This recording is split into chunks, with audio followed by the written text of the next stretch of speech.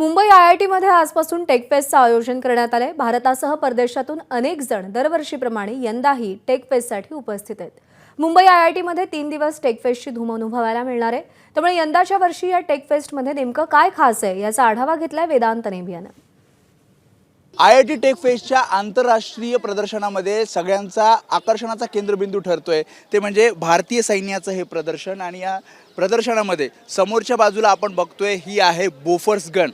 Bofors गनचं जर specification जर बघितले तर स्वीडनची ही मूळ गन आहे आणि याची जर रेंज आपण बघितली म्हणजे साधारणपणे जर गोळ्याची जर रेंज बघितली तर 30,900 मीटर एवढ्या लांब हा गोळा जाऊ शकतो। आणि जर साधारण या वजन जर या गनचं बघितलं तर 12,000 किलो इतकं हे वजन आहे। आणि पोझिशन म्हणजे लेफ्ट राईट पोझिशन बघितली तर 30 डिग्री लेफ्ट राईट 30 डिग्री अशी ही मूवमेंट करते। आणि हिची जर स्पीड बघितली साधारणपणे तर 7 किलोमीटर पर आवर ही स्पीड आहे। आणि जर गाडीला टो केली तर 70 किलोमीटर पर आवर एवढी याची स्पीड आहे। आणि दुसरी आपण गन बघतो ही अँटी एअरक्राफ्ट गन आहे। साधारणपणे याचा जर आपण गन बघितली तर L70 40 mm ही गन आहे। आणि याचे नेमके स्पेसिफिकेशन काय आहेत आपल्यासोबत हवालदार स्वप्नील महाजन आहेत।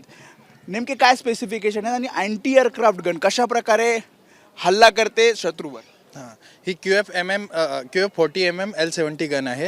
हे मेड इन स्वीडनची आहे।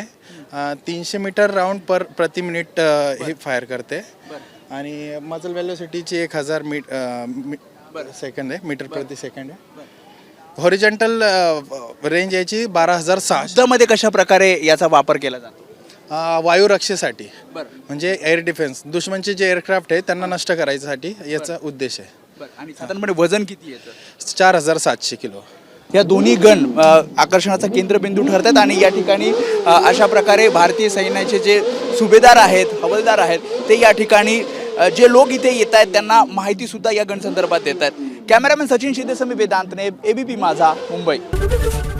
एबीपी माझा, उघडा डोळे बघा नीट।